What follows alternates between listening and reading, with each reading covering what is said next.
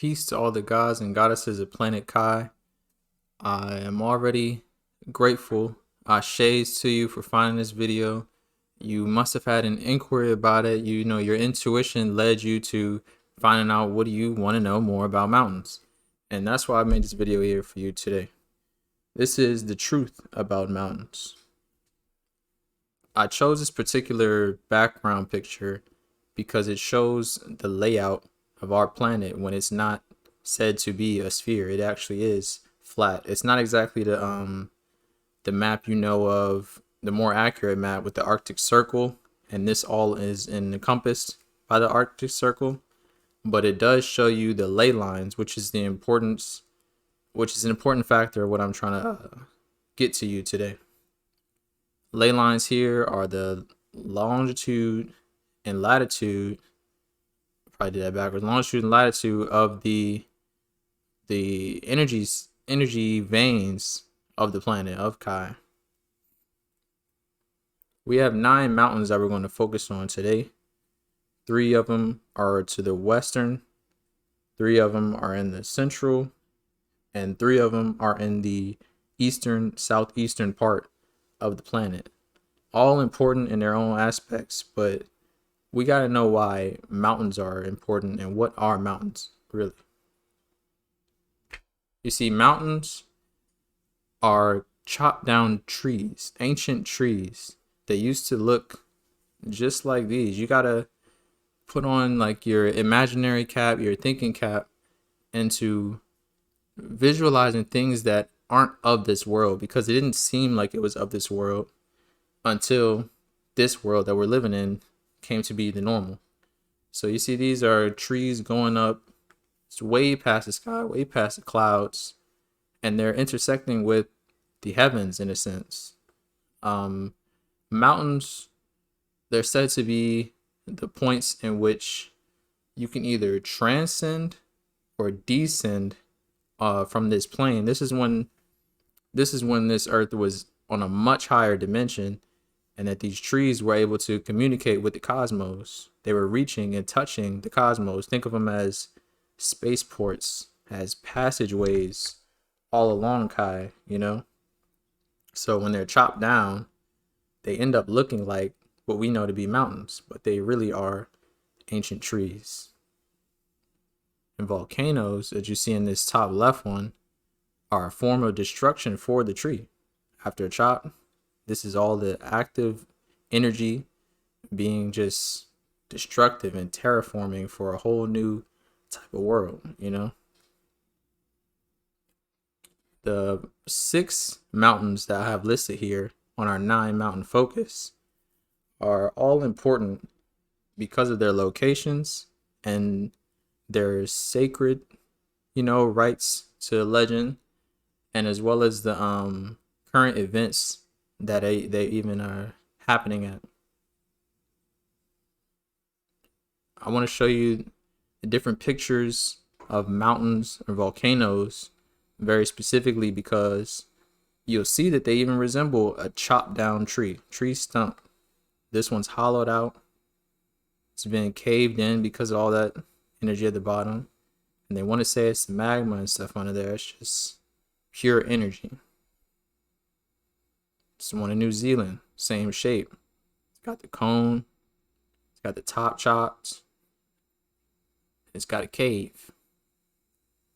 One in Indonesia, same shape. It's got the cone. It's got the top chopped, and it's caved in.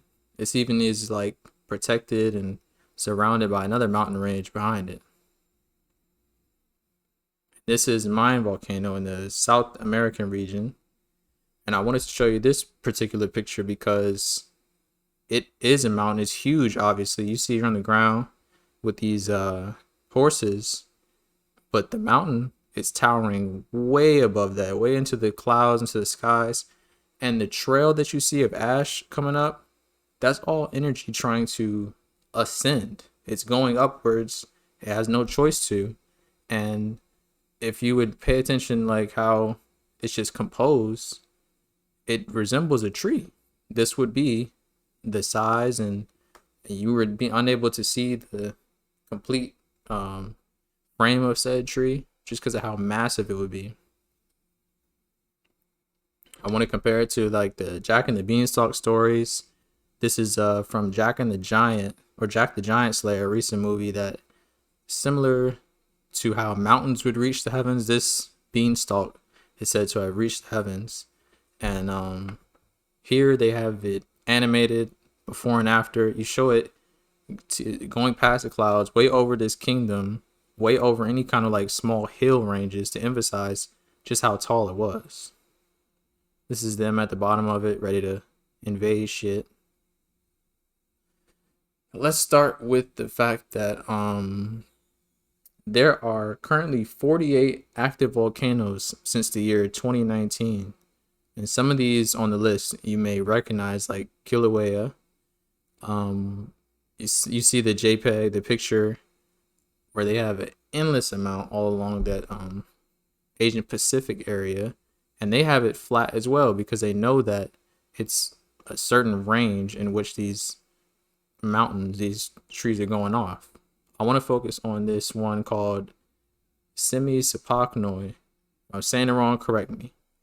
But this one is in the Alaskan area, and it is home, where it's home, is also Mount Cerberus.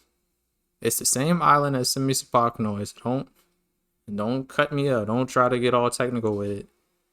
They're both on this remote area island cluster, same way Hawaii is in itself an island cluster, but it's a state. That's how this is. Right off the Gulf of Alaska. Remote Semisopochnoi volcano occupies the largest young volcanic island in the western Aleutians. The island is uninhabited and part of the Alaska Maritime National Wildlife Refuge. Okay. The age of the caldera is not known with certainty, but it's likely early Holocene. Now, the Holocene era is really just put in more simple terms after the Ice Age. So as far as the history that we have quote unquote recorded now, we're in the Holocene area. So it's early. We're in the Holocene era. It's early Holocene. It's already been protected. So it's supposed to how'd you know it was so important, this Mount Cerberus, when it just so happened to be probably one of the first ones to terraform what we're going on. The last known eruption of Semisopochnoi occurred in 1987, probably from Sugarloaf Peak on the south coast of the island. Now, the part I wanted to highlight here is that another prominent young post-caldera landform is Mount Cerberus, a three-peaked cone cluster in the southwest part of the caldera.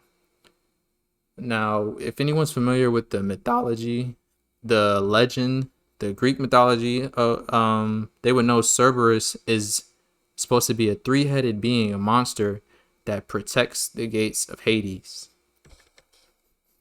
Mount Cerberus, the landform, is a three-peaked cone cluster in the southwest part of the same island that has an active volcano going off as we speak. Now, you got to ask yourself, we're putting together the dots, mountains, trees, you can either ascend or descend through them because they're like physical gateways, portals, energy points that allow people to go to and fro this realm. You know what I'm saying? So, and this one it's relatively new. They automatically put it on Refuge Watch, and it's three peaked and it's deemed Mount Cerberus.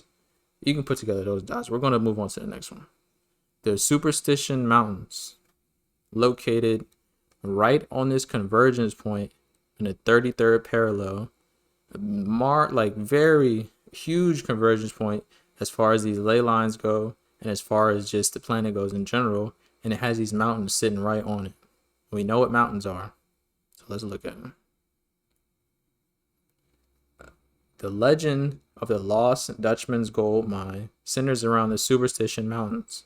According to the legend, somebody named Jacob, they went and discovered gold in these mountains. So that's the legend based on the quote unquote facts and based on the more recent history that they try to give to you. We really want to focus on the mythological history, the ancient kind of legends. So, and even let me read. Waltz was a miner at Vulture Mine, where he likely stole the gold and came up with the secret mine to explain his theft. So, as they even give you that fake ass story, they give you the fake ass solution, so you can just be done with it. That's how they want to do you, and that shit crazy. The mythological legends and lore of the Superstition Mountains, some Apaches believe that the hole leading down into the lower world, or hell, is located in the Superstition Mountains.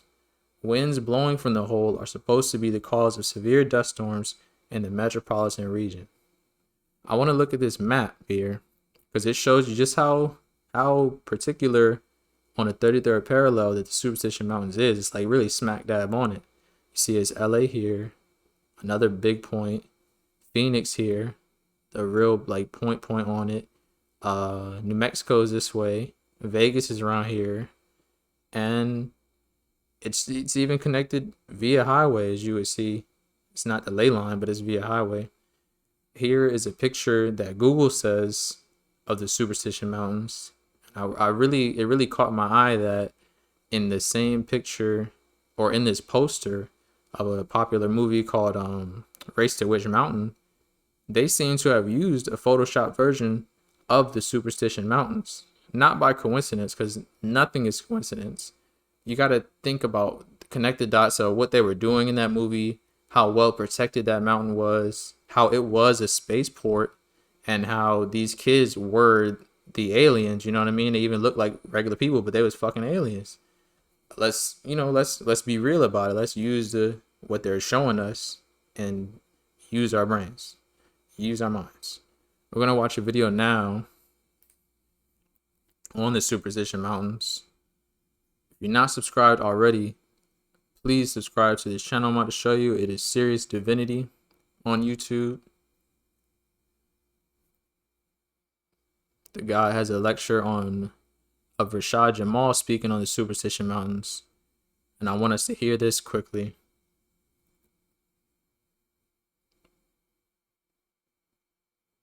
Listen to this. Acknowledge this, because he's going to say the same things that I've been saying to you. And he's going to put them in even more detailed terms on the Superstition Mountains. Go subscribe to Serious Divinity.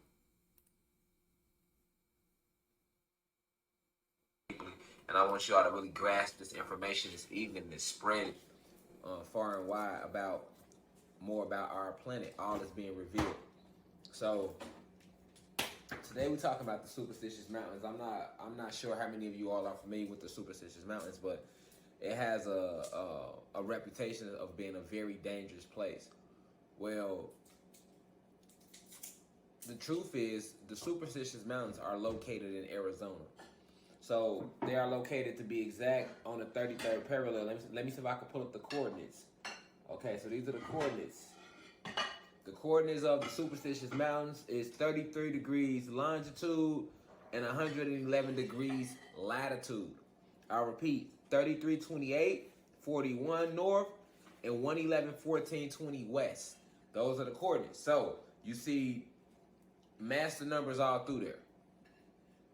33rd degrees, 33rd parallel. The Superstitious Mountains are located on the 33rd parallel. Also, the coordinates of 111.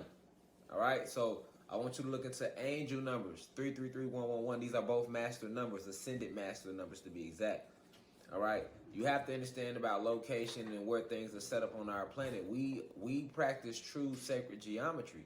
So before human beings ever touched this planet, everything that we put on this planet was geometrically aligned to energetically connect us with everything in the cosmos. Everything on our planet is geometrically aligned that way.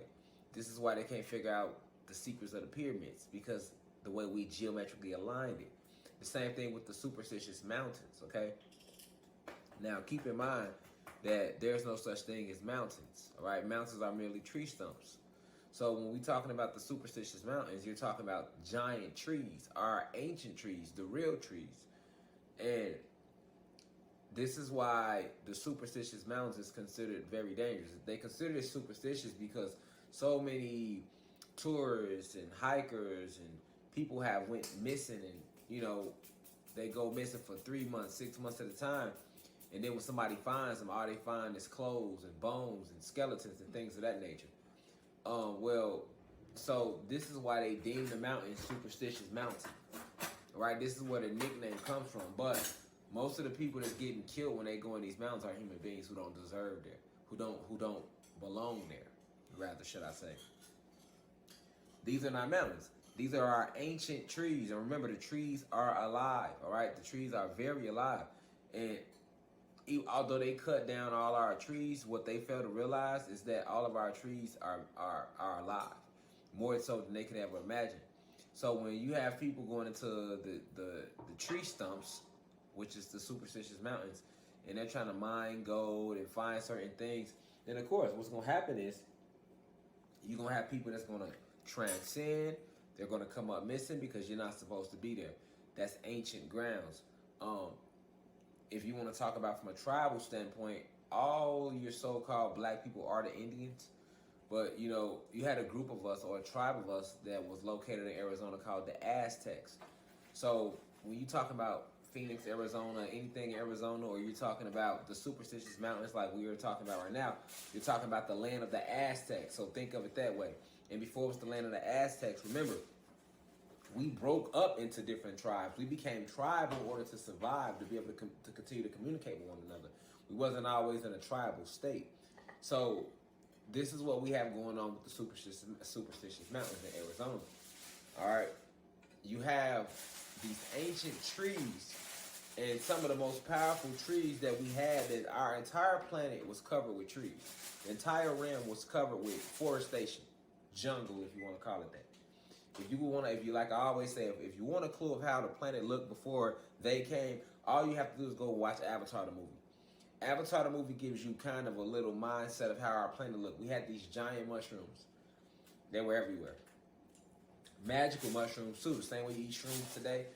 A lot of the forestation around you is what you would call quote unquote magical, which allows you to tap into different things within yourself, within your DEA, your deoxyetheric acid.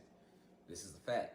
This is why they don't want you eating the vegetation. This is why they don't want us doing any farming.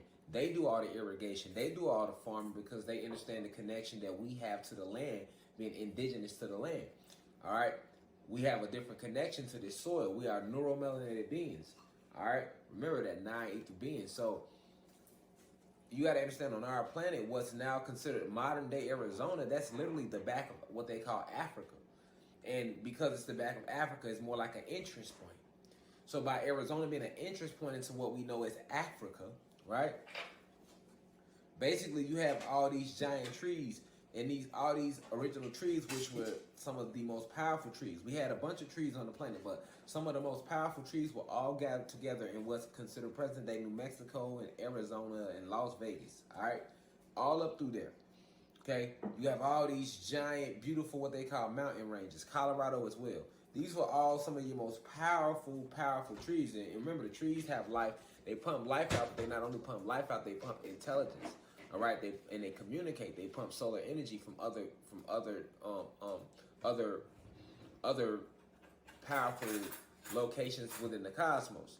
All right, the roots of the trees are connected to the veins and arteries that run through our body. This is why your heartbeat and the veins in your heartbeat look just like the roots of trees, because we are plant-based. So some of our most powerful electricity wiring, because the trees act like an electricity outlet for us, for the planet, was in Arizona. You got to understand that. This is why when you go to Arizona, the mountain ranges are so clumped together. It's so many of them. But if you understand that those were ancient tree stumps, then you can understand how big the trees were. You can understand how powerful we are. And it's a lot of electricity and plasma energy that these trees still pump out to this day. In fact, all of the electricity and energy that you see being channeled, it's coming from the trees. It's coming from the actual land. They get the power out of the land. All right? I told you, lightning comes from the land. Lightning is plasma energy. That comes out of the planet. That comes out of the soil. It doesn't come out of the sky. A lot of people think lightning comes out the sky, but it's the reverse. Lightning comes out the soil. All your electricity, all these trees, that they remember, it's just like your locks. Think about my locks. If somebody comes and cut my lock off, my lock is going to regrow because I still have the root. My lock is growing from the root. That's where all the electricity at. That's where all the plasma energy at, orgone energy at, photon energy at, gamma radiation. That's all inside of me. All within my follicles, right? This ether. It's the same thing with a tree. Okay? They chopped our trees down, but if you notice, they chopped them down. They didn't cut them down from the root. So all this electricity, solar energy is still on the planet being pushed out through the roots of these trees. All of your energy. And think about it, you pay for energy. You're paying for electricity right now. But this is where it's coming from. It's being pushed out. Not only that, remember, the trees are alive, so they hold all the secrets to not only this reality, but other realities. The trees are merely animating this life form. Most of your trees are ascended masters or adepts, what we would call spiritual gurus in other multiverses and other parallel universes. But they came here in this reality and chose to animate the life form of vegetation or trees. Right? This is why you're able to learn from trees. This is why you should hug trees, all right? This is why you should be able to learn from everything around you, including this crystal. This isn't just a crystal right here. This is the body. This is the body, right? This is the body that is animating. But this crystal is going to give you a certain energy and all of that. That's the life force inside the crystal that's doing it. Okay? So understand what the trees really are. And if you can understand that they killed one of the trees. One of the main trees, one of the most powerful trees. It was just like in Pandora, just like on Avatar, they chopped it down. And that tree is now called Superstitious Mountain. And they wonder why all these motherfuckers dying. Every time a human being want to go in there and try to discover some shit, he get his ass discovered. You hear me? Every time one of their ass want to put on a backpack and run off into the Superstitious Mountains, they go missing and they end up getting their ass discovered months later. Transcended. Because you don't belong there. You're not supposed to be there.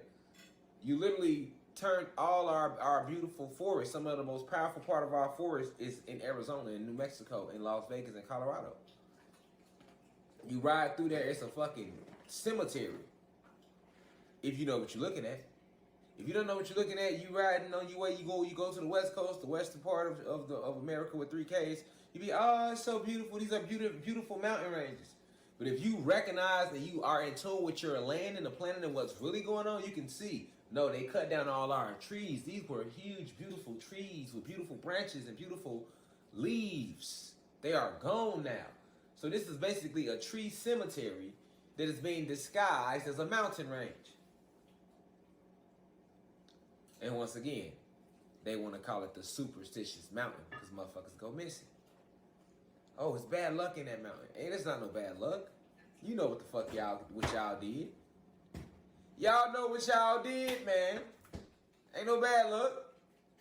Ain't no superstitious nothing. These trees are alive. They have intelligence and they have memories. They know exactly who they want to harm and exactly who you are. And although you may have slayed the top part of the tree, the essence of the tree is still there. The roots are still there, firmly put. They can never get rid of that.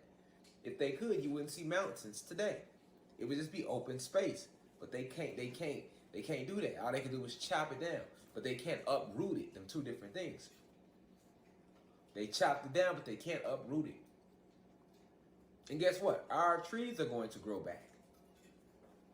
Those mountain ranges have been, what they call mountain ranges, have been rising since they chopped it down. It was lower than that. They won't tell people that.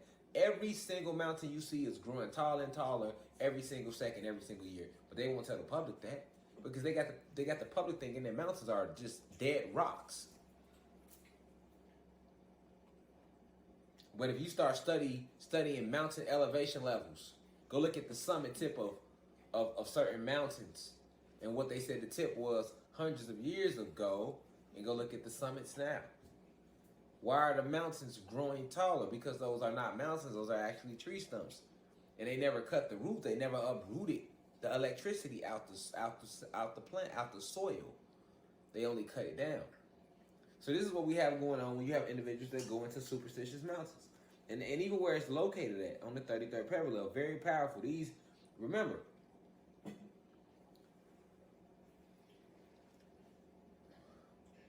trees pump out electricity. And the electricity that those trees gave off act like it's on fertilizer for the land. The self-fertilizer for the land. You had all these trees clustered together right there in present-day New Mexico, Arizona, Colorado, and Vegas. But these were some of the most powerful trees and some of the most biggest of the trees that were on this realm. This is what they don't want our people to know. We go to superstitious mountains. We're gonna tap into all type of advanced information. We're gonna start downloading to our genetics, just us being in the presence. They don't want us out there. They know this too. It's a fact. They don't want us out there. It's a legend called Lost Dutchman's Gold Mine. They say it's a gold mine that's hidden amongst the superstitious mountains. Okay? Or the trees. And they never found it. And this legend is what leads a lot of hikers to go into the mountains in the first place. They're looking for this gold mine. And they never find it. Like I said, they always get found. A lot of the Apache, they say the Apache put the first respect on the area of trees because they said that it was certain holes in the area that led down to hell. Well, that's a fact. The so-called superstitious mountains, which are some of the most powerful trees we had on the realm, also lead to certain portals.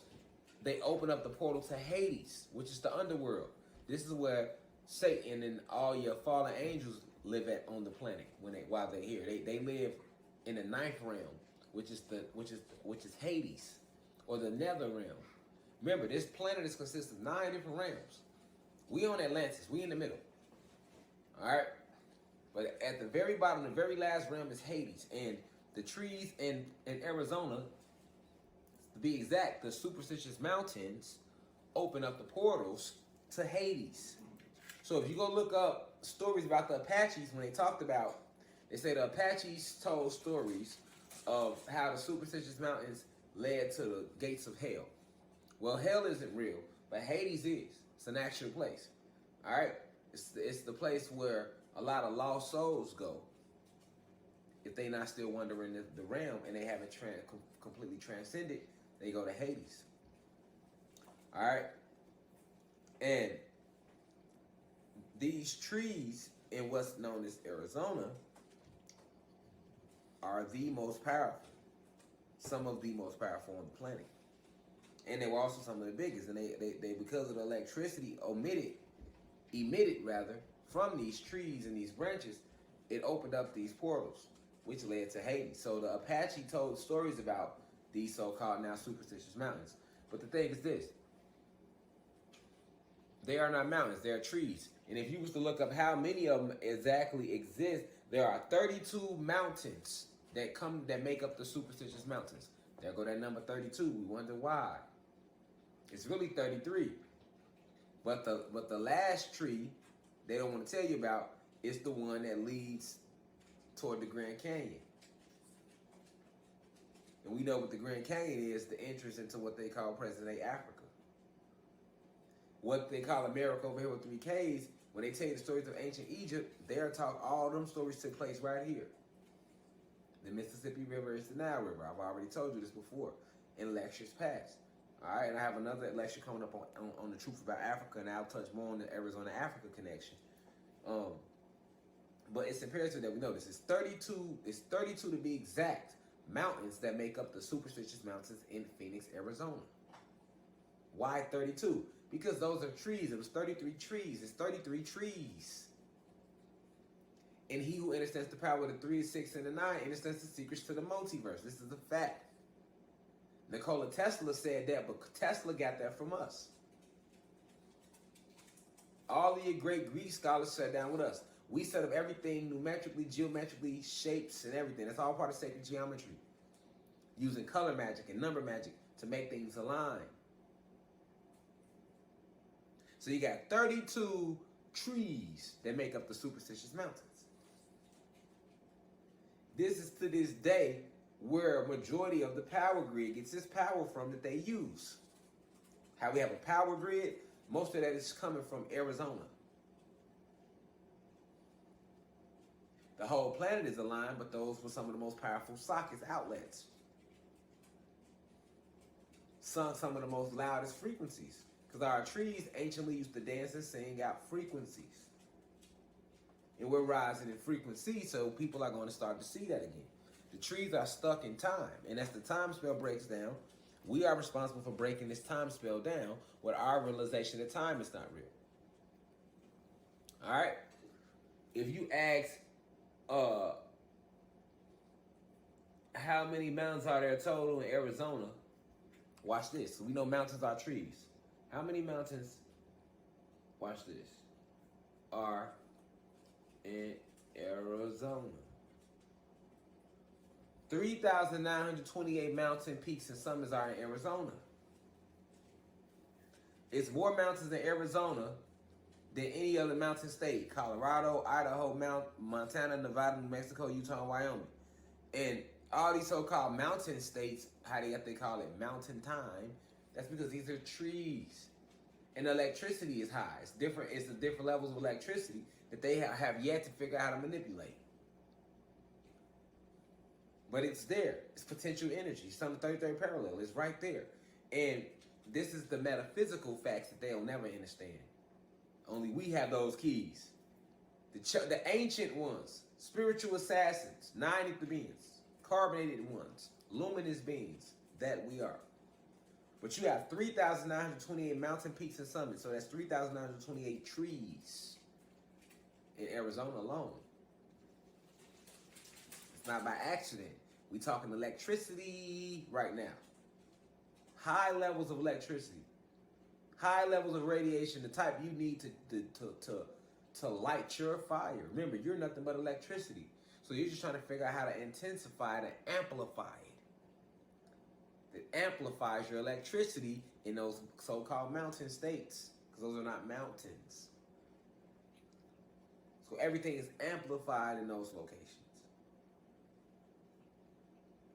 And because they slayed and slaughtered that tree or those trees, certain spells were put intact because certain things are being guarded. You have pyramids located inside the superstitions, what they call mountains. Because we have pyramids everywhere. You got them all down in Mississippi. You got them in Illinois. There's pyramids everywhere.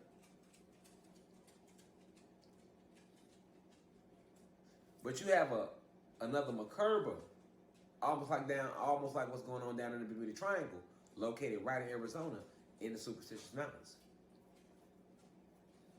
And they know about it, which is why they want to keep our black ass out of there.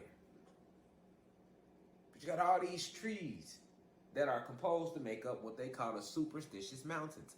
And they're only called superstitious because so many people have died in them.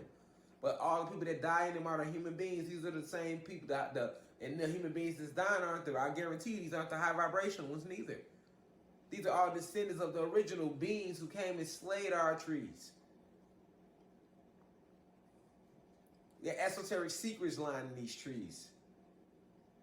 Hidden medicine, hidden advancements, things that we bestowed upon the land, hidden in these trees in Arizona. The superstitious mountains, to be exact. Whole pyramid. Made out of citrine, lapis lazuli, and clear quartz. Huge, beautiful crystal made out of lapis lazuli, citrine, and clear quartz. Laying right in the middle of Arizona. Superstitious mountains. And that's what they be looking for, that crystal. Not no damn gold. They be looking for that crystal. They be trying to say, oh, we looking for this gold. Nah. They be going to look for that crystal. And because it's being guarded by our ancestors and cosmic entities beyond their comprehension, they get destroyed trying to go find it. They'll never tell you these truths, these esoteric facts. But this is what's going on with the superstitious mountains. All right.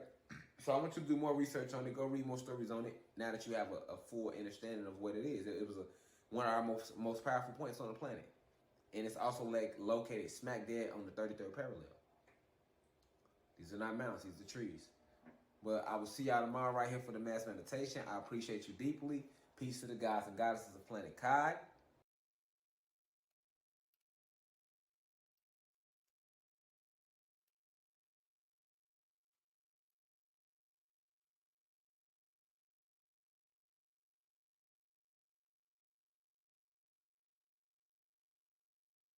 Come on now.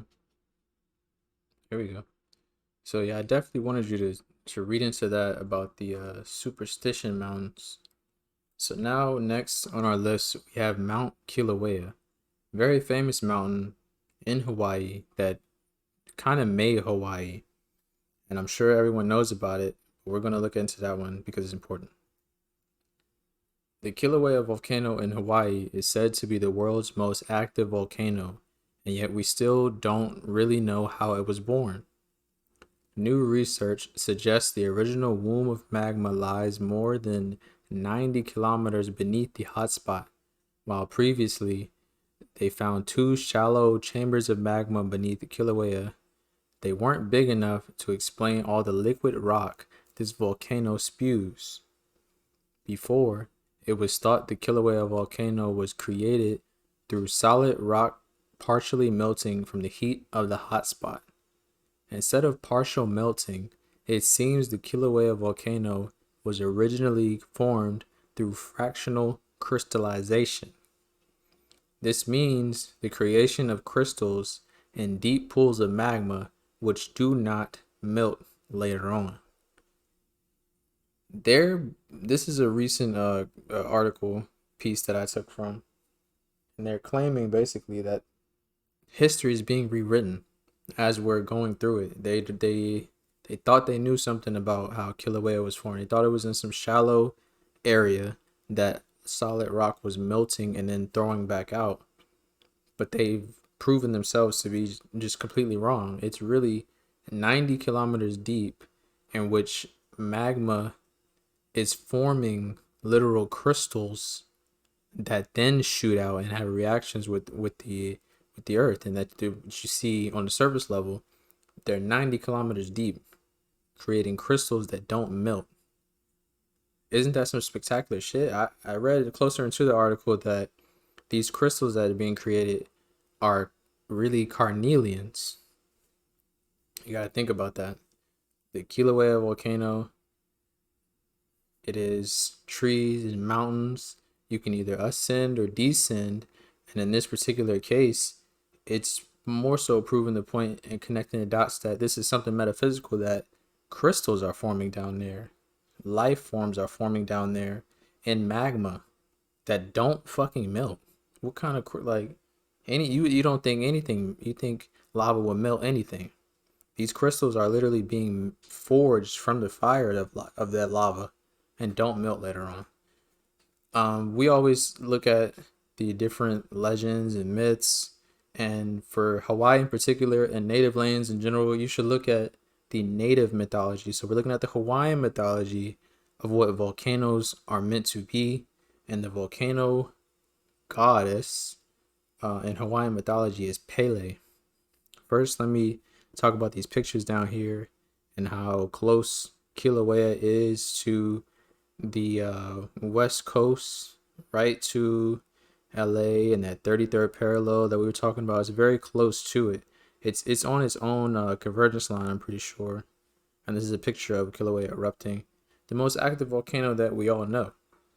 It has some history behind it. With the death of her mortal body, Pele's spirit was freed and she was elevated to godly status.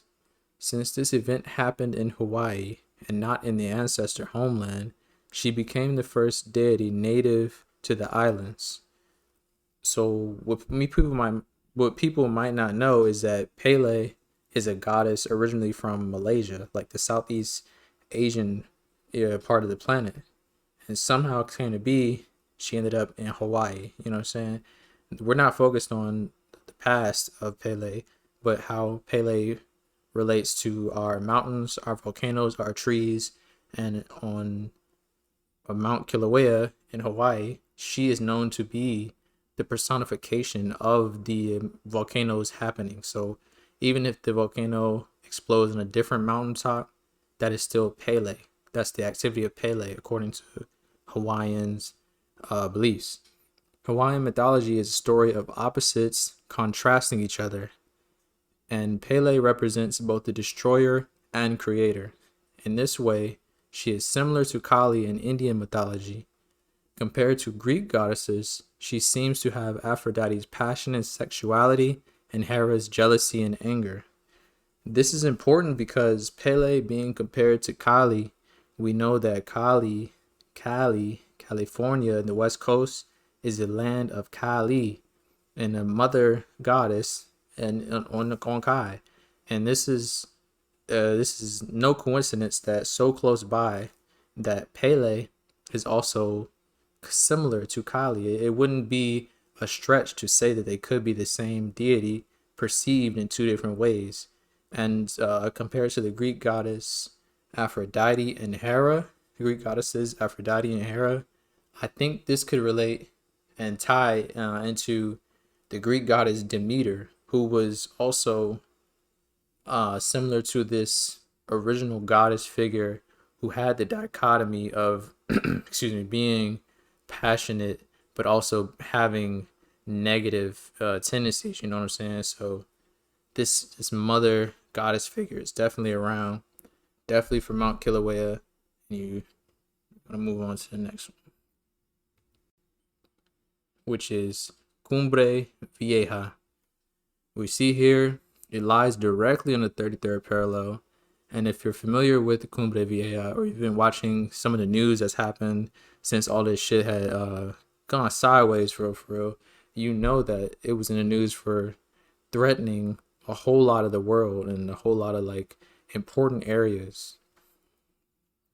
It's also known as the La Palma volcano. That's why how you might have seen it or heard it before. It's in the Canary Islands off the west coast of northern Africa from the Western Sahara and off the coast of Morocco, but it's considered to be Spanish territory, even though you see they're all the way over there. The importance of the Cumbre Vieja is that it is directly in the 33rd parallel. It is one of our mountains, our trees, turned volcano, which actually threatens a lot of the world. And it did threaten a lot of the world for about literally 3 months and 6 days during the year 2021. This was one of the cards we were dealing. Like we were getting into the world situations back to back to fucking back. You know, if you were keeping up, you know. And for 3 months and 6 days, people had the idea that if some rock slid off this fucking mountain so bad or a certain kind of way, it would send tsunamis, it would send water everywhere, and everything would be completely devastated. But let's look at what NPR says. This is after it's been subsided, and this is how they kind of summarize it. Authorities on one of Spain's Canary Islands declared a volcanic eruption that started in September officially finished following 10 days of no lava flows, seismic activity, or significant sulfur dioxide emissions. Volcanologists said they needed to certify three key variables: gas, lava, and tremors had subsided in the Cumbre Vieja ridge for 10 days in order to declare the volcano's apparent exhaustion. So, since the eruption started on September 19th, they said previous periods of reduced activity were followed by reignitions. So during that whole time, like I said, it was tormenting people for 3 months and 6 days, had the whole world on the edge of their seats, just like they were for the entire few years since the shit's been hitting the fan, you know. And it's good, it's subsiding, it's coming back on, it's going off, it's going back on, and at any time it could drop a rock off the mountain, and you know, it cause even more panic. It says on the eve of December 14th, the volcano fell silent after flaring for 85 days and 8 hours, making it La Palma's longest eruption on record. The Spanish Prime Minister Pedro called the eruption "end the best present." So this is some impeccable timing here, folks. For 3 months and 6 days, this is supposedly how long the turmoil was going on. It was 10 days prior to our 3 months and 6 days that it actually did fall silent, but they couldn't be sure because obviously they kept going on and off again. But you got to realize that with this like world-ending events happening back to back to back, it's no coincidence that it just so happened today to be saved on one of these holidays that's for worldwide profit, even though it's originated in only one part of the world, you know. So it says a Cumbre Vieja landslide tsunami may constitute a threat to Brazil, Canada, Caribbean, Ireland, Morocco, the northeastern US, Portugal, and the UK. Aside from the tsunami hazard, the impact of a large collapse on people living on the island would be severe. That's saying that if this goes off in some kind of super explosion way, it's sending water all in all directions and threatening a lot of world large power, you know what I'm saying? And that's what was really the threat for 3 months and 6 days, that it could happen at any time that this was going off. With all we know about CERN and how they're fucking with the timeline, I wouldn't be surprised if it did go off and we've been sent to a whole nother one in order to ensure that this shit keeps going on for as long as it might be. But you know it's coming down. So let's move on to the next one. This would be the Bukegi Mountains, located to the west of the Black Sea. It is smack dab right in Romania. The Bukegi Mountains are important because they are home to a multitude of different monoliths that are usually found in stretched different areas of the planet. They are usually like ancient architecture kind of things like Stonehenge and the Eastern Island heads. And they're like, well, how could any of this ever been built? This is too sophisticated and too old to predate humanity. You know what I'm saying? So two of these monoliths are called the Babili and the Sphinx. Babili is like these mushroom shaped rock formations, even got two colors on them, at the top of this Bukegi Mountains. And there's a Sphinx, very more natural than the Sphinx we noticed to be in Egypt, very sculpted one. This one's like it was damn near sculpted by the wind. You understand? It's got a face in it. It's shaped similar to how it's sitting down. Its head is up. And I want to focus on this picture here and see how it's smack dab in Romania, or on the west side of the Black Sea. Here's a diagram of excuse me, the fact that the supporting evidence that these mountains, these trees are spaceports, are bases, our passageways, whether to ascend or descend. There's a whole base inside the Bukegi Mountains, and it was discovered in August of 2003, as you can see here. They have an entire article on it that I'm going to read some parts of it to you first, and then we're going to go into detail with it on a video. So let's click the right thing. Hold on. There's a bunch of different Roman numerals in this article. I'm only going to touch on 5 of them that I feel are important, but the title itself is important in the first place. I haven't even begun to mention the fact that we are Anunnaki gods and goddesses, the ones I'm referring to when I say the gods and goddesses of planet Kai. So they already have this article labeled Anunnaki base discovered in the Bukegi Mountains, the giant aliens that created mankind. The short introduction is, in the summer of 2003, in an unexplored area of the Bukegi Mountains, A team from Zero Department had made an epochal discovery which could have completely changed mankind's destiny.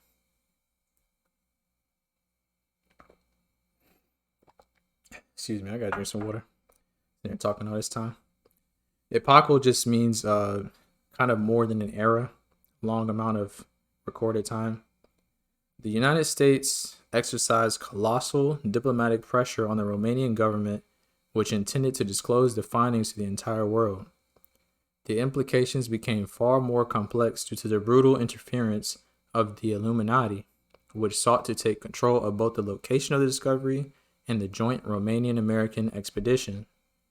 The expert on strange phenomena and also the leader of operations for the Romanian state, Cesar Brad, is the quote-unquote hero of the shocking events that occurred in the Bucegi Mountains.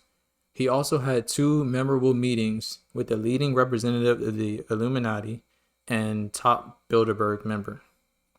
So they're getting into it right away. Like this article is not holding back. They're telling you that he's meeting these secret society motherfuckers. He's a very high vibrational person to have been considered the hero of not infiltrating, but kind of infiltrating a Nunavut base. The location of the alien base inside Bucegi Mountain. Also notice the locations of the Sphinx and the Babele, like they were saying. The base is directly under these two things, not by coincidence. Let's see. A strange visit from the most powerful Bilderberg member. In May 2003, Cesar was visited by a highly important character. The meeting request came through SRI as a result of the government's intervention. The person was a foreigner but spoke the Romanian language very well. He was also familiar with the country. The SRI informed Cesar that the visitor was a high-ranking member of a very important Masonic lodge from Italy. He was a noble and had very strong financial influence in Romania. His political influence was also very high since he was able to penetrate the wall of SRI agents and reach the DZ. Cesar felt a high pressure and heavy weight around this person. He was surrounded by a cloud of heavy, unpleasant radiation which concealed his true intentions. For this meeting, Cesar prepared thoroughly, isolating himself in a room and falling into a state of deep meditation to learn more about the person. So these two people who are about to meet are obviously very high vibrational people, like not necessarily high vibrational, but high frequency operating individuals. Cesar knew this, and this Illuminati person knew this before even meeting each other because of the amount of power he's wishing and influencing just to go and meet Cesar. And Cesar has a lot of power that he's channeling and using to be able to make contact with the base that's inside the Bucegi Mountains. And you see that by him preparing and feeling this man's presence before he even sees him in person. A SRI helicopter brought this arrogant, tall gentleman wearing a black suit. He had a cane with ivory handle and gold inlay. His face expressed harshness, and his green eyes had a strange effect, radiating unusual coldness. He presented himself as Senor M. He was very confident of his power and created the impression of a person who was used to give orders. He was the leader of one of the most important Masonic lodges of Europe, and also to one of the most influential Masonic organizations in the world, the Bilderberg Group.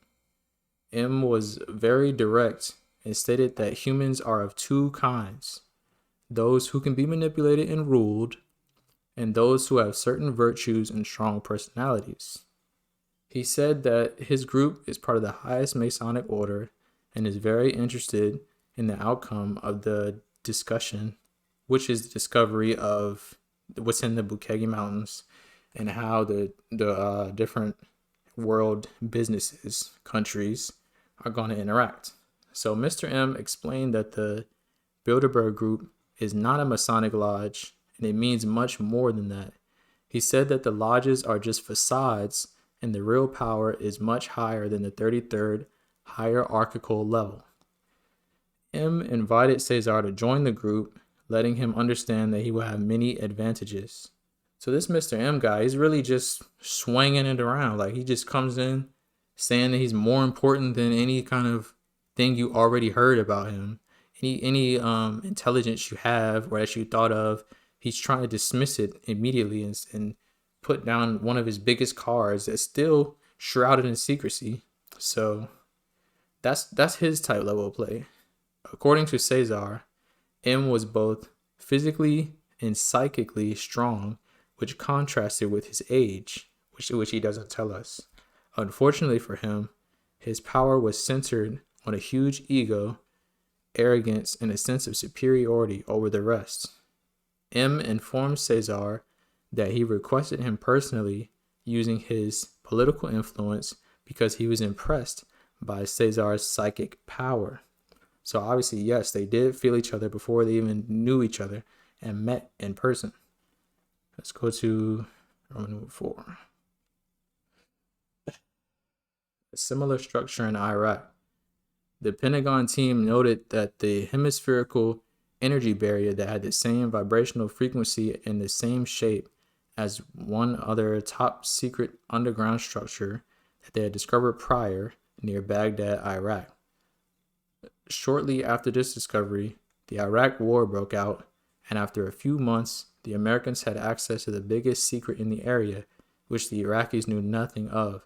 So, in 2003, when the Iraqi War did break out, this is very much clearly stating that the Americans were already in there, already in the base that is similar to the one in Bukegi Mountains and a mountain in Iraq.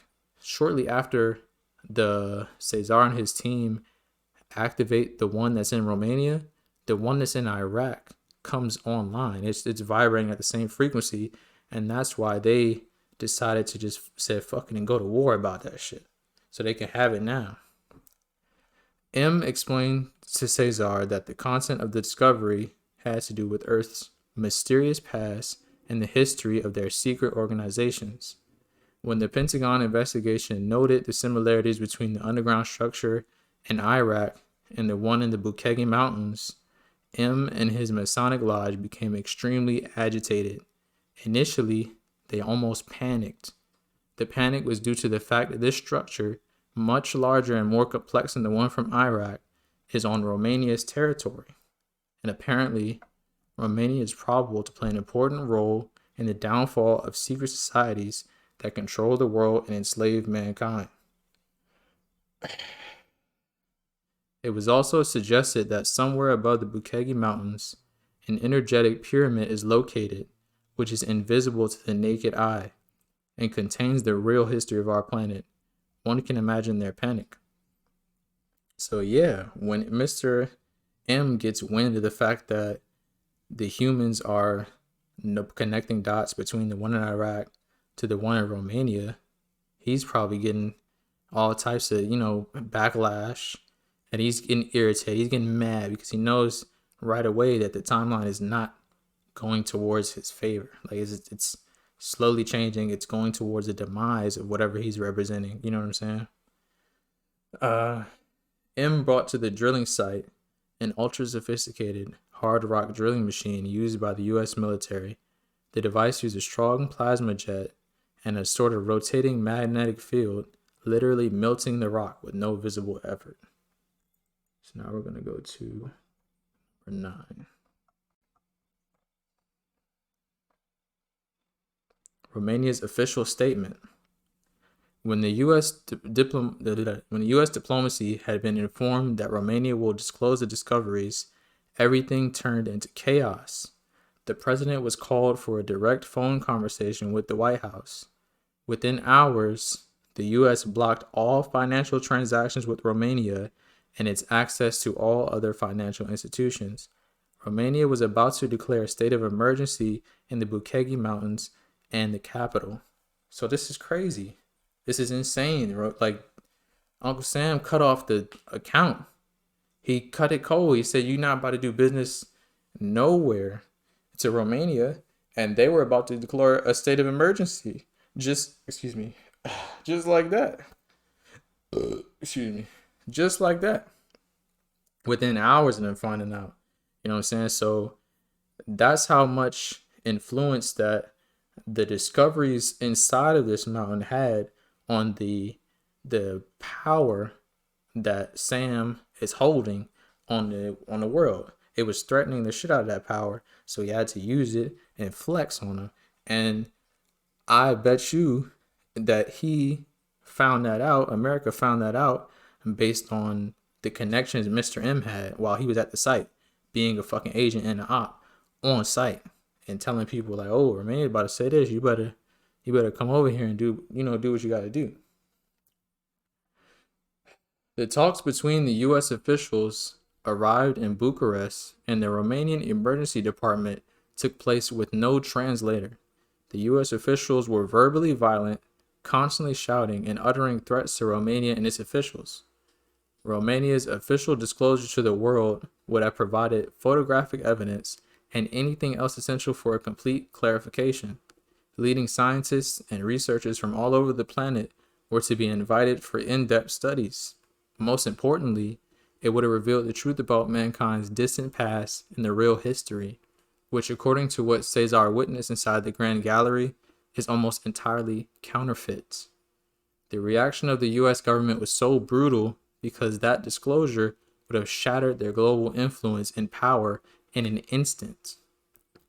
The official reason cited by the US was not to create panic in the world, but they had omitted to acknowledge that the current state of global anguish is a direct result of deliberate deceit and manipulation conducted by the Freemasonry and other secret societies for millennia. Facts.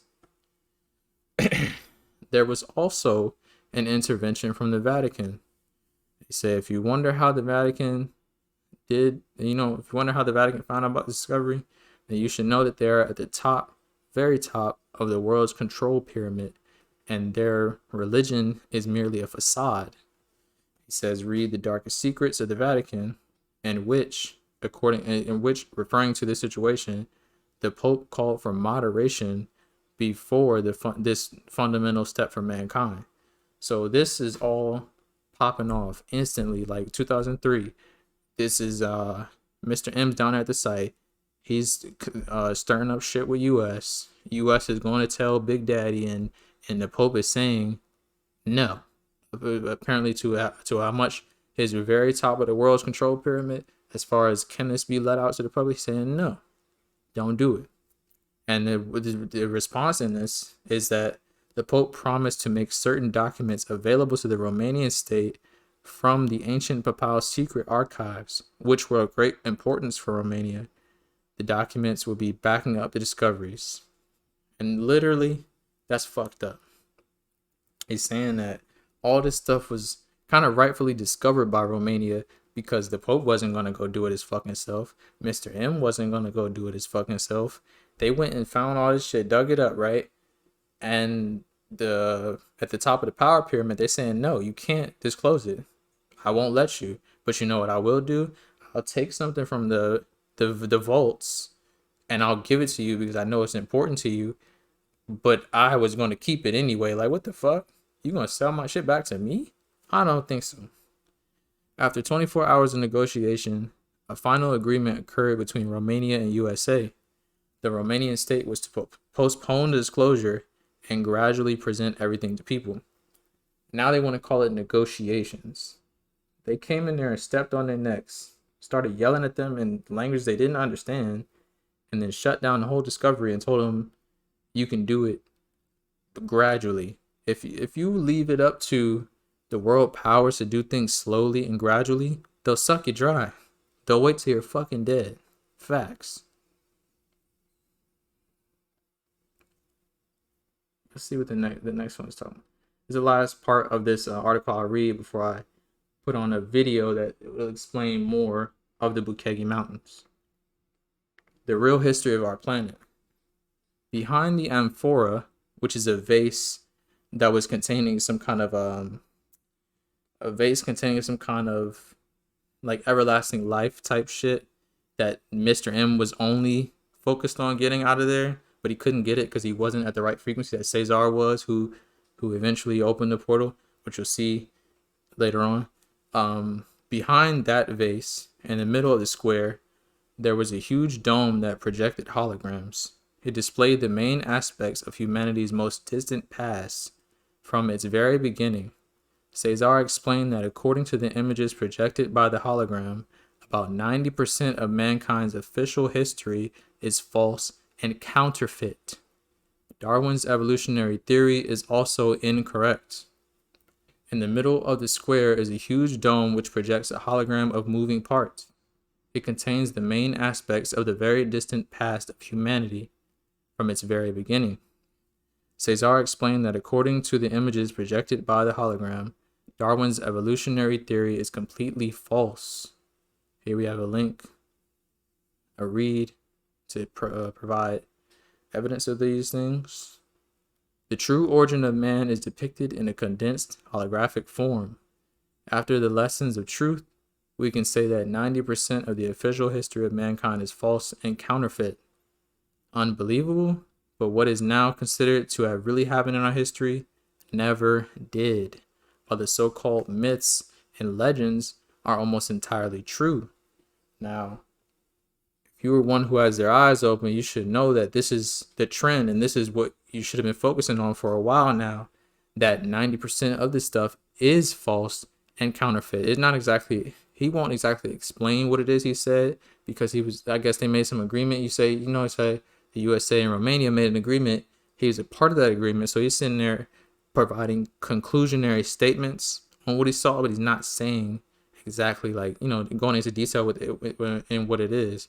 Saying that the myths and legends are almost entirely true, and that the history that we've been taught and know of, 90% of it, not 50, not 75, 90% is artificial, counterfeit, false. Also, most archaeological theories are false. For example, the dinosaur did not went extinct 65 million years ago, and the old continents of Lemuria and Atlantis existed.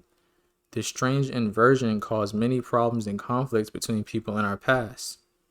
For a correct dating of the presented events, a star map corresponding to that period was projected on the background. So they got the facts to back it. In that cave, it was showing them that Lemuria and Atlantis are real. Although the time period covered by the projections was very large, and the precession cycle of the Earth is over 25,000 years, by observing the number of Platonic years, the exact dating of the events was possible, seeing that Platonic years would be a 25,000 year cycle, not no 1 year cycle that we're going on. The Bukegi Mountains are 50 to 55,000 years old. So let's go ahead and look at a video that we have here on the Bukegi Mountains.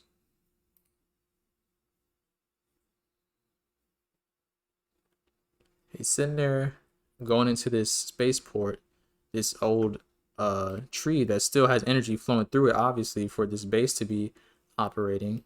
And he's seeing truths about mankind, but it's how it gets to it that makes it interesting, how it's guarded that makes it interesting, In and 2002, how they with the present all help this of information. geodesic espionage satellites belonging to the Pentagon, Bear with this an robotic enigmatic voice, structure was spotted inside the Buski Mountains, please. which is protected by a hemispherical energy dam.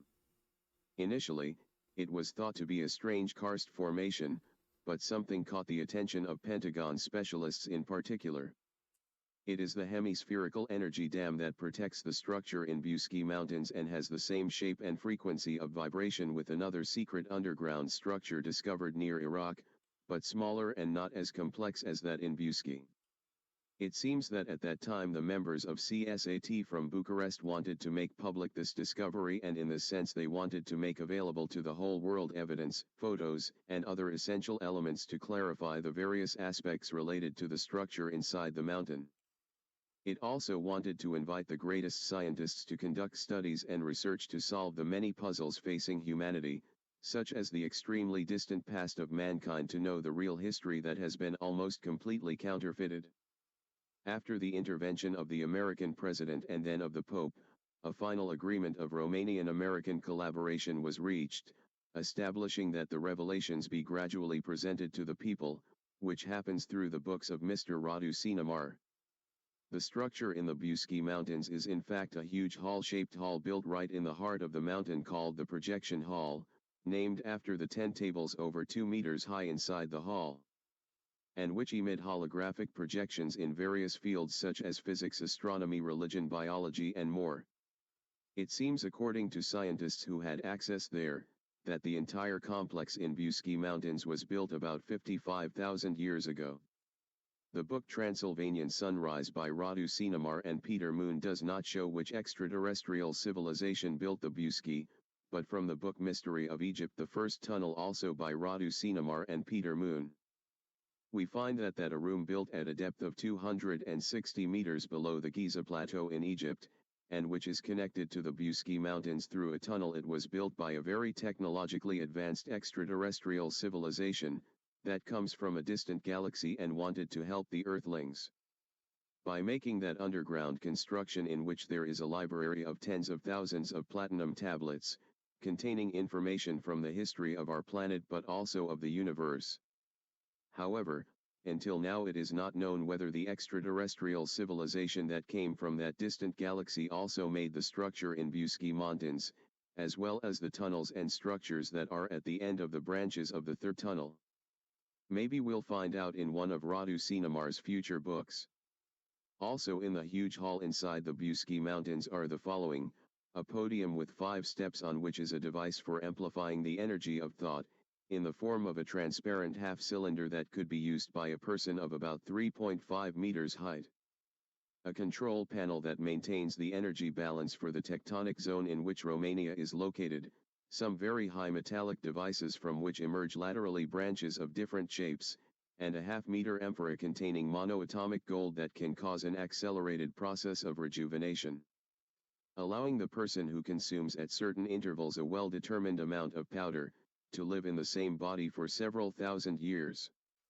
Also in the same room, near the amphora with monoatomic gold, is a dome that through holographic projection presents sequences from human history, and beyond this dome 20 meters away, are the giant openings of the 3 enigmatic tunnel in the mountain wall. The first tunnel goes to an underground ensemble in Egypt between the Sphinx and the Great Pyramid, the tunnel in the center goes inside Earth, and the third tunnel corresponds to a structure inside a mountain in the Tibetan plateau that is smaller than that in Buski Mountains.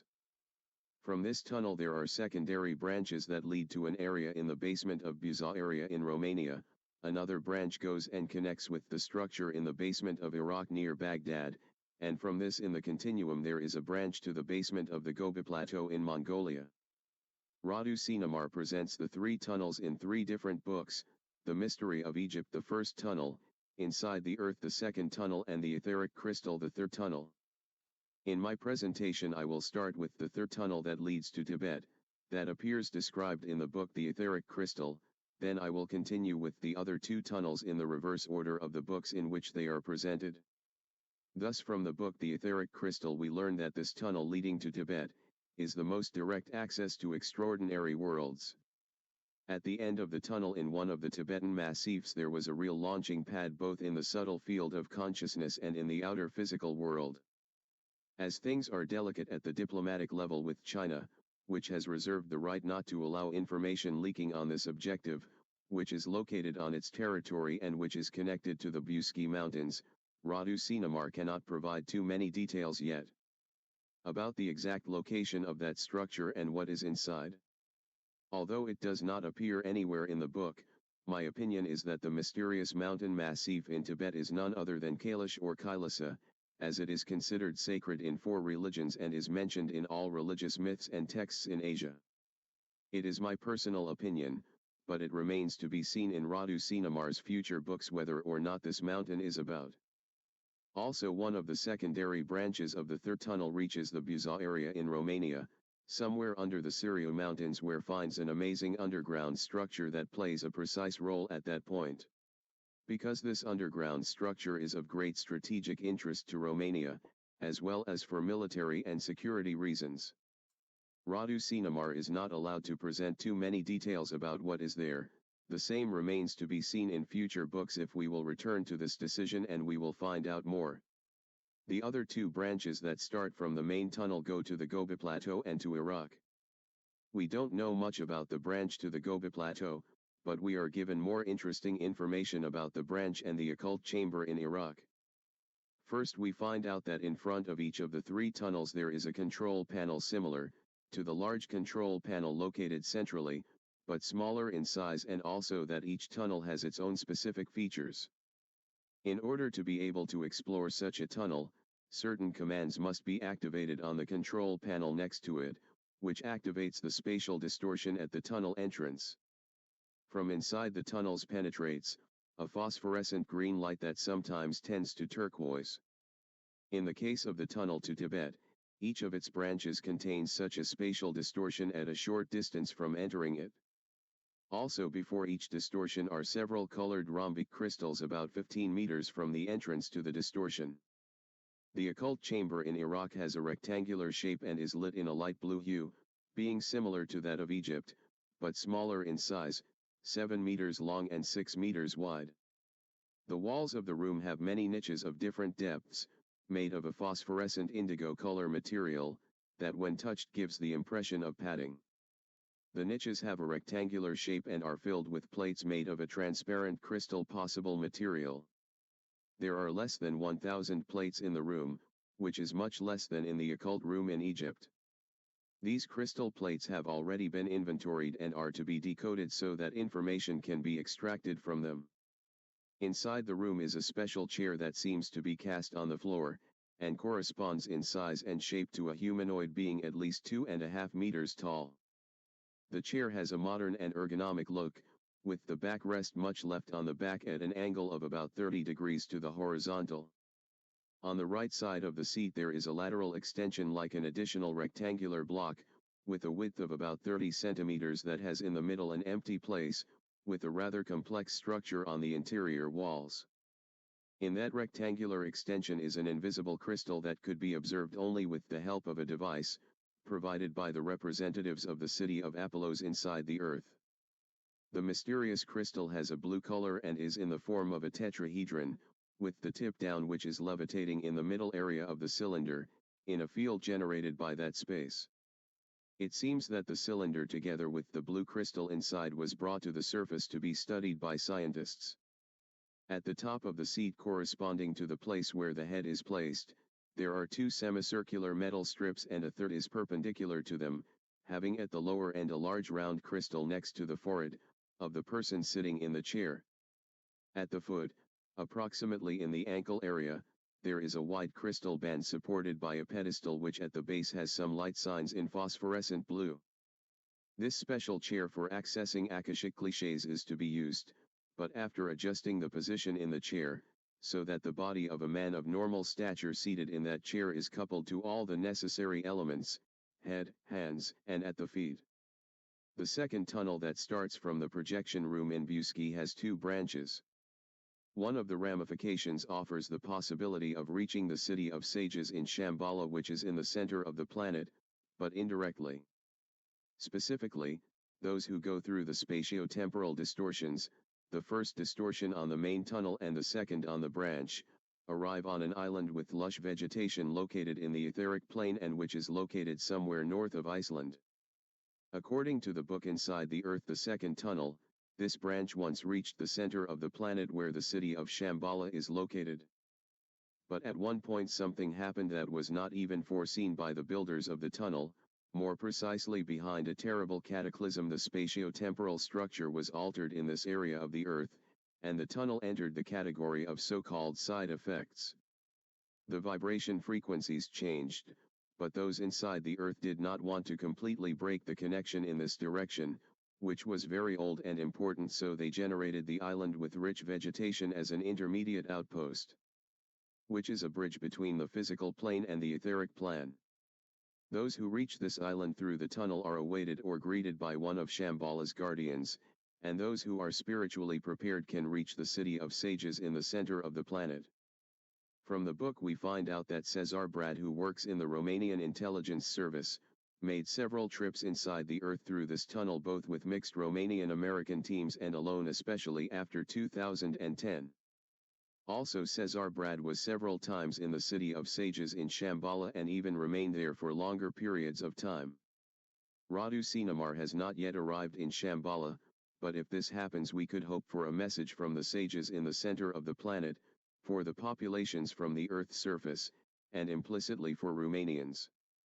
Also, not every person can move through the second tunnel that goes to the inside of the planet, and therefore the number of members who have made expeditions through this tunnel is very small. That's because there were people who showed panic attacks, nausea, and a general malaise that prevented them from going through this tunnel. From the book we also find some interesting things about Shambhala, namely that it is in the causal plane and that it has an annular structure that is actually a hierarchy on several levels. So if a person wants to get there, he can only get to his ring, the level that corresponds to his consciousness from that moment, and in the center of the Shambhala, is the supreme wisdom. Also, the city of Shambhala is surrounded by high white walls, and beyond the first walls there are tall, imposing buildings with bold shapes, being transparent and shiny, seeming to be made of diamond.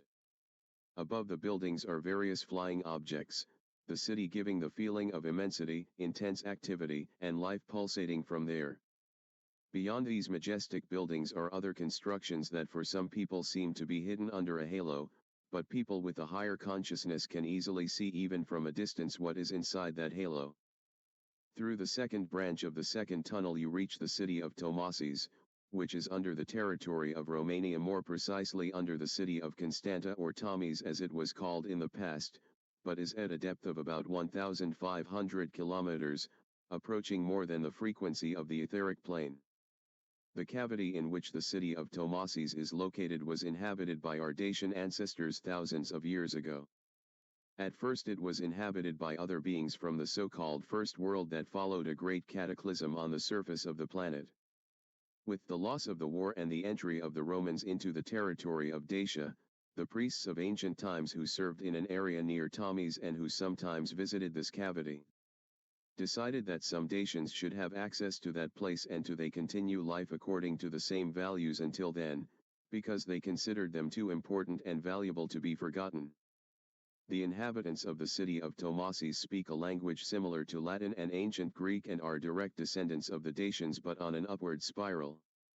Currently the city has a population of about 200,000 inhabitants, most of them being born on the surface of the earth and only a very small number there, the explanation being that those born on the surface need the energetic influences that come from the stars. And those born in the underground city no longer need these influences because they are at a higher level spiritually. Their way of organizing is the same as in the time of the Dacians. There is a council of elders or a group of sages, and the one who is the wisest leads the city.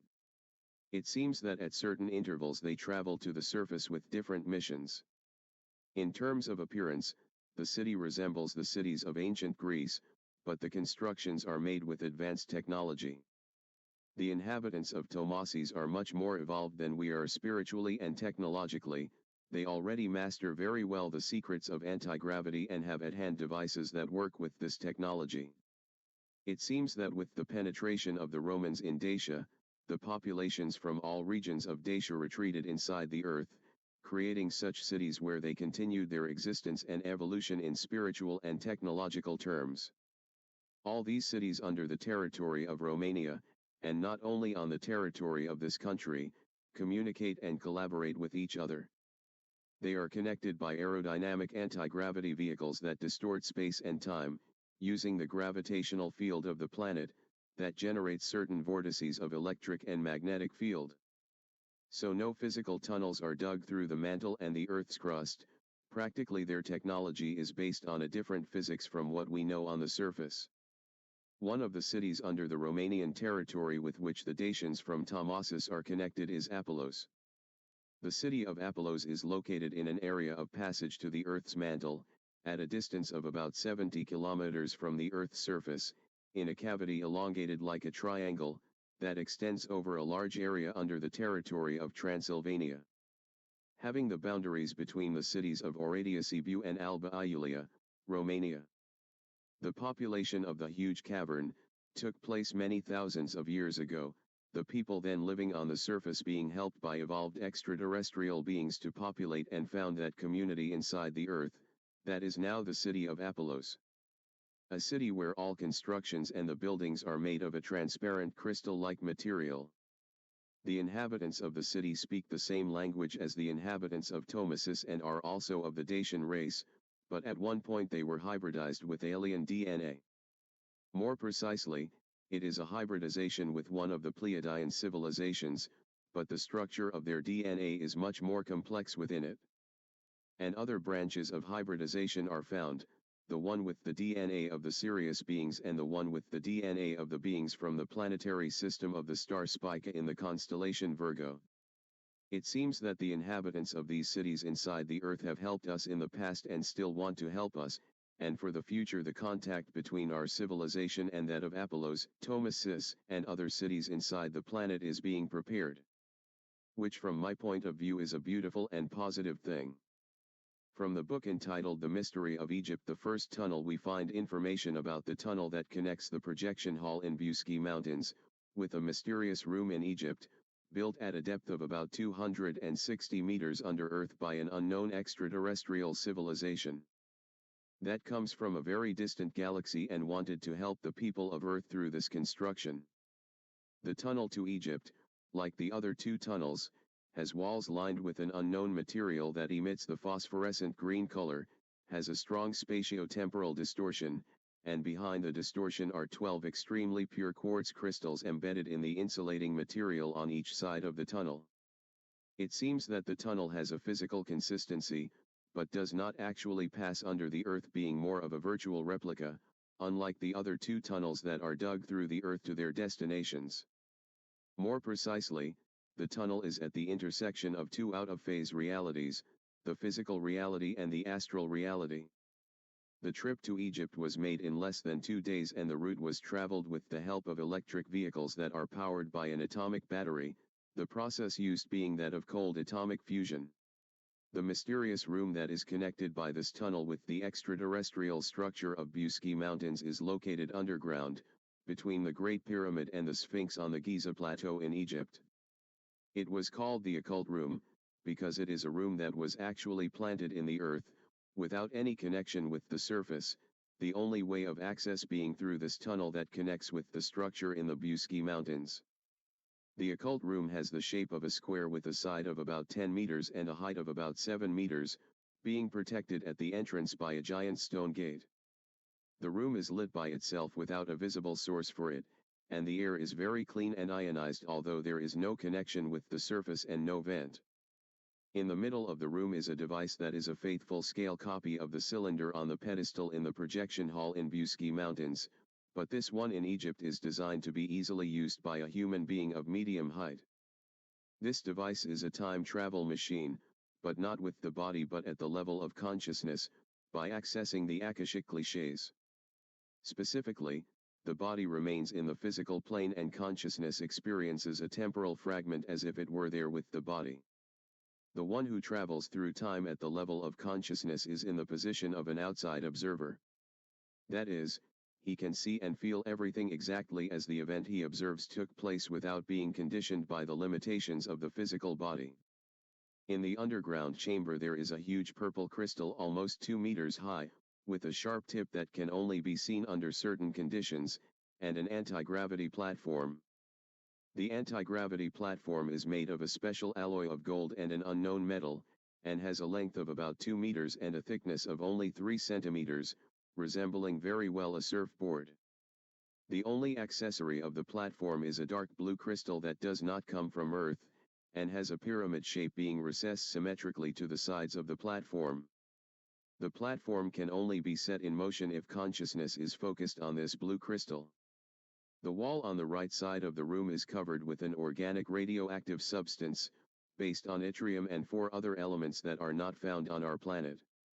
Also on the left wall, is a kind of multi-story ensemble like a library, with many shelves extended on the left wall and the one behind the hall. On these shelves are tens of thousands of plates made of platinum, zirconium, and lanthanum, and in addition to these there is an element that does not appear in the table of elements on Earth.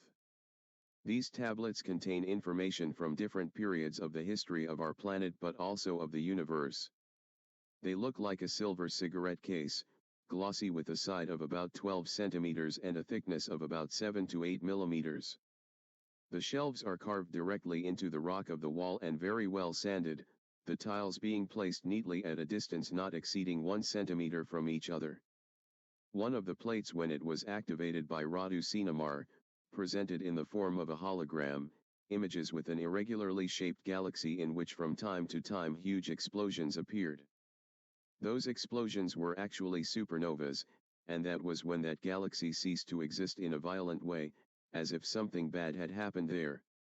It seems that after the discovery made in Egypt, it took several years to develop a technology that allows the download of information from platinum tablets found in the occult room.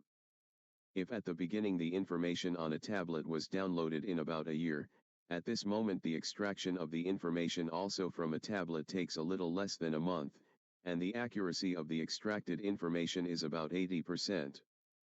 The operations of decoding and classifying the tablets are done in Romania, in a special laboratory intended exclusively for this task, and after decoding the tablets are to be taken back to the shelves in the occult room in Egypt. Also from the book The Mystery of Egypt, the first tunnel, we learn that Caesar Brad used the time machine in the occult room and thus could see several important moments from the time when Jesus was among men. It seems that many of Jesus' teachings to humans have been obscured over time or altered according to certain interests that had nothing to do with spirituality. There was also a time when Caesar Brad projected himself with the device from Egypt, next to a group of people who were around Jesus. Then it seems that Jesus felt Caesar's presence and looked up at him.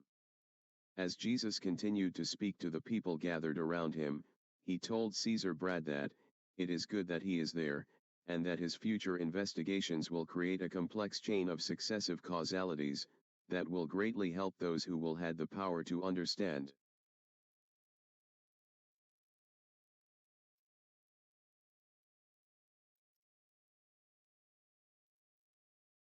The next mountain we're going to focus on.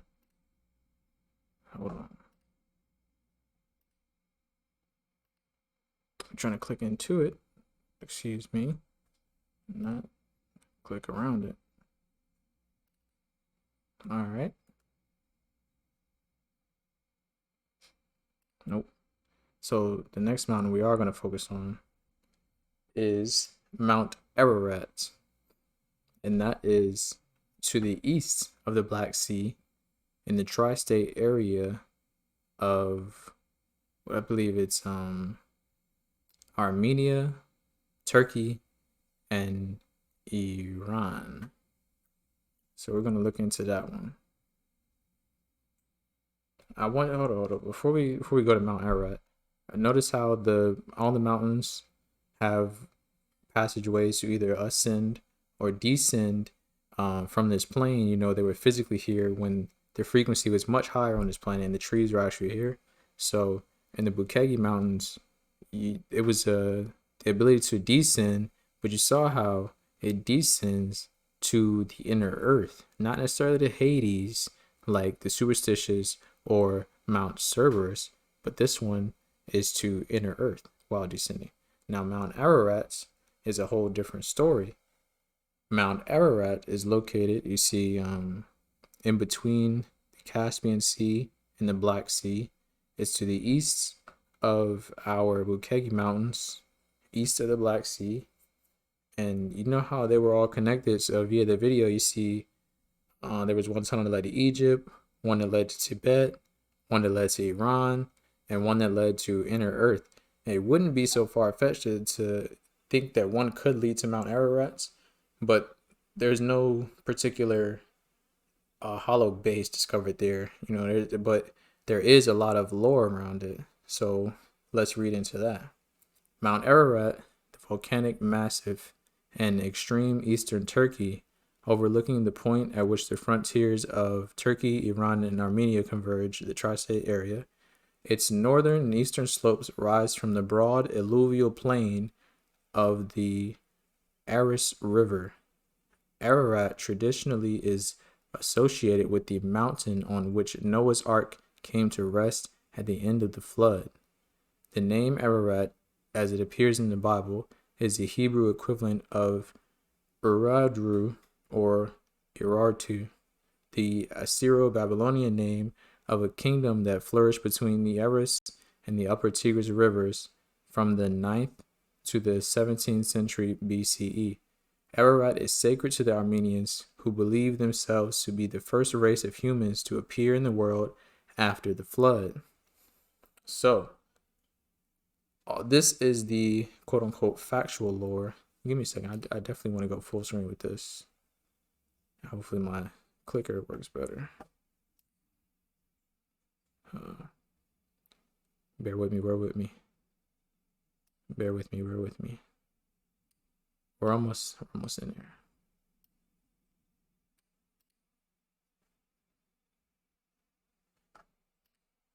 Bear with me.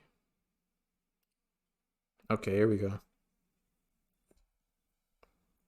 So, Mount Ararat, in the quote-unquote factual legend, myth, and story that is the Bible, is the resting place for Noah's Ark. It is the highest point and one of the safe zones in which, after the flood, humans were able to, recolonize and redevelop themselves. And that's why it makes this one important. But you see how tall it is in these pictures. It already is reaching for the sky. It's probably looks like one of the more developed trees. Like it was chopped down too long ago. It's growing back, just like God said. It's growing back. So we want to take a look at what they're saying here and some of their so-called stories and legends about the Mount Ararats.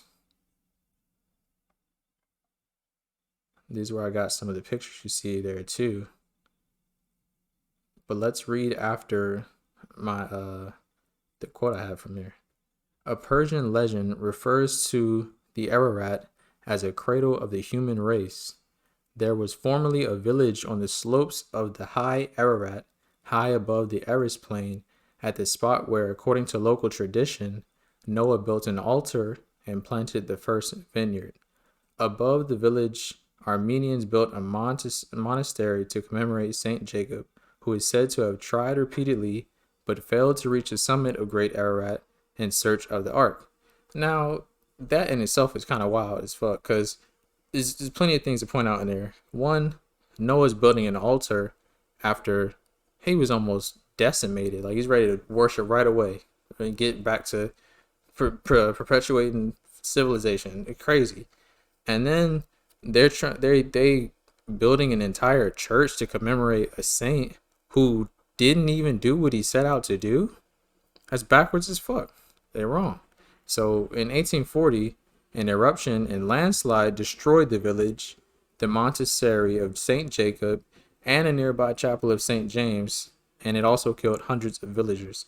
Now you see that connects the dots to which the ancestors and the essence of nature don't be fucking with the wrong stuff. The same way in the Superstition Mountains, you can't be just walking all through there when you're not valid for real. I think that was the only thing we had out of that one. But that's what their local legend and myth even gets busted on, and talking about what they know about the Mount Ararat, which they don't know much of, obviously. So based upon our translation of the epics of Gilgamesh, we know that Kur represented a mountain home or base, and it's where the gods and goddesses arose from. It's said to be the point at which the heavens connect with the earth, which could indicate some type of spaceport or point of departure for the Anunnaki and other sky gods. So this is someone whose article is very enlightened, and they're already talking straight about the Anunnaki. This is two different sources, three counting the guy, and maybe four even for the Bukegi Mountains, of mentions of the Anunnaki, mention of sky gods, mention of beings superior to humans, without even having a direct connection. All these mountains are being connected because they were all trees They were all passageways to ascend or descend. And the specific special thing about Mount Ararat is that it was one of the passageways meant to ascend. As you see, it says where the heavens connect with the earth. That's one of the mythological legends, lore, and older versions of what Mount Ararat is supposed to be. Here is the article in which that came from, and we're going to read a couple pieces from that while we're here. The ancient city of Ur or Uruk or the Udra as it kept developing over the years. We're going backwards in quote unquote time to realize who is the goddess in that region. The one of the first primordial goddesses, which connects to how we were talking about Pele, Kali, Demeter, and Inanna, as we have here. One of the original primordial sky goddesses. So Inanna is an ancient Mesopotamian goddess associated with love, beauty, sex, war, justice, and political power.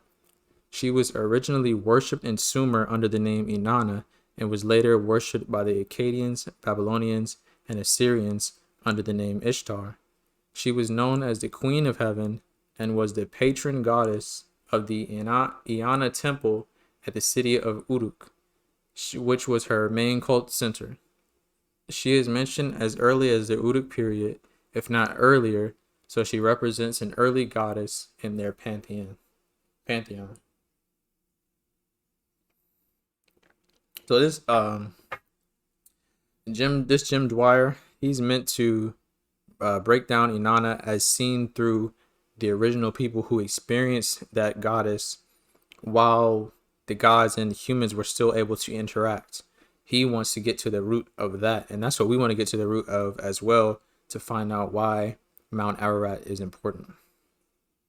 Based upon the content on the internet, many people seem to have a warm and fuzzy feeling for this ancient goddess of the Sumerians. Perhaps it's because she was a strong-willed person of character who got what she went after, or perhaps it was her association with love, beauty, and sex. In any event, the civilizations that followed after Sumerians fell also tended to place her in high esteem. But today, he wishes to provide us with information that has been hidden for many of thousands of years.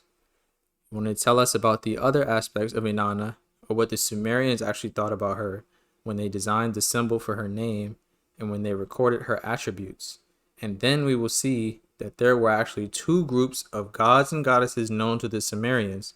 This is important because the Sumerians were the first humans to have interacted, like I said, physically with the gods and goddesses in their more natural forms, in their first forms of descending to this realm of Kai. They were still very godly. They weren't exactly sized down to me and you today. They were godly. They were interacting with the humans, the Sumerians, and this is how they classify them as two different groups. One led by Enki, which was benevolent to humanity, and the other led by Inanna, perhaps, or Enlil, that most definitely inspired terror in the minds of those early people.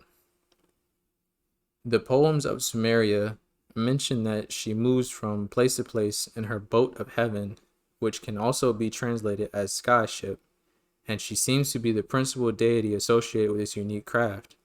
Based upon our translation of the epics of Gilgamesh, we know that Kur represented a mountain home or base, and it's where the goddesses arose from.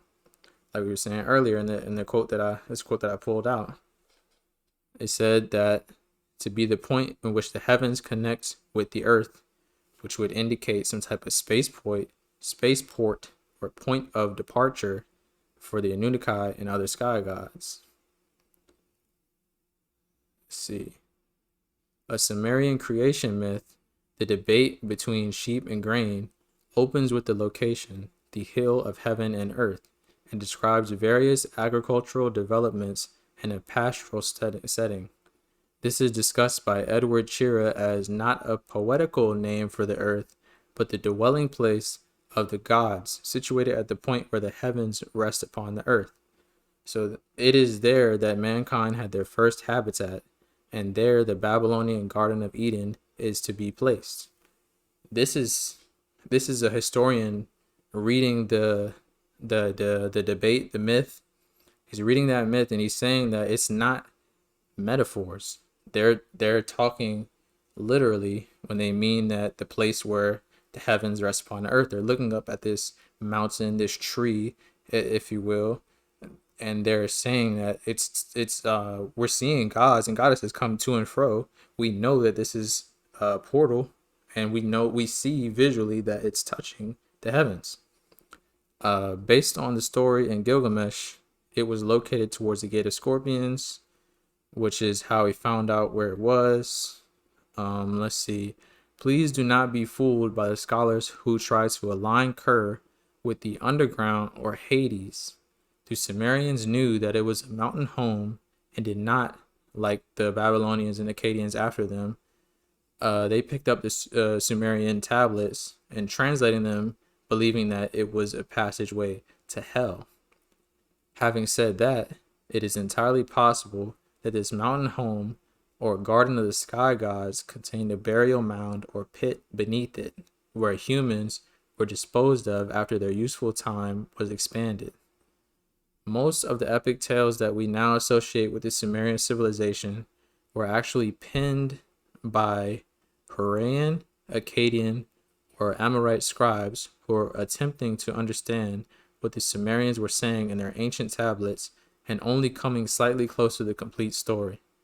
So when an artifact is being claimed as Mesopotamian or Babylonian, you can be reasonably sure that it's not originally Sumerian.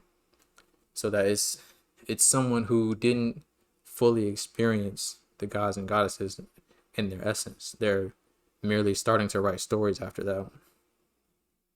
For example, we are told by our scholars that Inanna was associated with the planet Venus and that her most prominent symbols include a lion and the 8-pointed star. He says that he can agree with the star figure since we see that from a very early date, but mention of Venus and lion should be discarded since they were added after the fall of Sumeria. Excuse me. He said, when it comes to understanding where the name Inanna comes from, our scholars are at a loss. Perhaps the most honest answer that they could supply is simply we don't know. But there is some reluctance towards uttering that type of admission, but we won't let that deter us, as there are some very good clues towards the origins of her name to be found in those symbols themselves. In fact, he's going to break down some of the symbols on the page. We want to look at what he's breaking down as the original text of Inanna and Enki from Sumerian text. So he's looking at lines 7 and 8 of segment F of this Sumerian text, Inanna and Enki, and he's going to break them down in his own ways because he feels like the scholars, the traditional scholars employed by universities of some type, have translated these two lines as, but holy Inanna gathered up the divine powers and embarked onto the boat of heaven. The boat of heaven had already left the quay. He says that's not the whole truth, and you're going to want to remember this paragraph because you want to compare it to what he's going to break it down to. They just have a sugar-coated version of it, similar to how we be watching certain movies, sugar-coated version of things. He says his version is not for everyone. You really need to have an open mind and at least accept the possibility that extraterrestrials have been visiting Earth for many thousands of years. And if we start with that simple assumption, the text is an absolutely fascinating and yet horrifying tale of events that these ancient peoples suffered through in their lifetimes. Thankfully, the stress and the horrid memories of those days were strong enough to cause them to leave their words for us as perhaps a warning to modern man. And aren't we seeing reports of the same similar events? He said, sure. So what he paraphrases lines 7 and 8 to be ends up being this: the silvery, shiny goddess, the mistress of the cold, silvery, white metal house that kills, with off-world ordinances to collect and to harvest the people, and her sky ship of silvery white metal, a bird of abuse flying all over the world. The silvery white a metallic ship to remove by force, to kill and crush in the sector of the bird of abuse she takes hold of. It says the goddess of cold could have risen from the single question to the great goddess in the form of what are the upper skies like? Her question, her answer would be cold. They say, or if we consider the temperature of the outside shell of the freshly landed skyboat craft or spacecrafts, it might very well be cold to the touch, especially to the desert dwellers who live in those regions. And that, I mean, it makes sense. If you're coming from Mount Ararat, it's a snow-capped mountain. Coming from the skies, they say the skies are cold when you get up high enough, and she's landing directly to them. Not like there's a wait time, not there's like a cool down time. You know what I'm saying? So I said, those are some astounding meanings that the Sumerians associate with Inanna. What level of terror did they live under during the reign of their sky gods and goddesses? And abductions, don't we see reports of that today as well? Yes, since back in the day. Let's see. Let's see.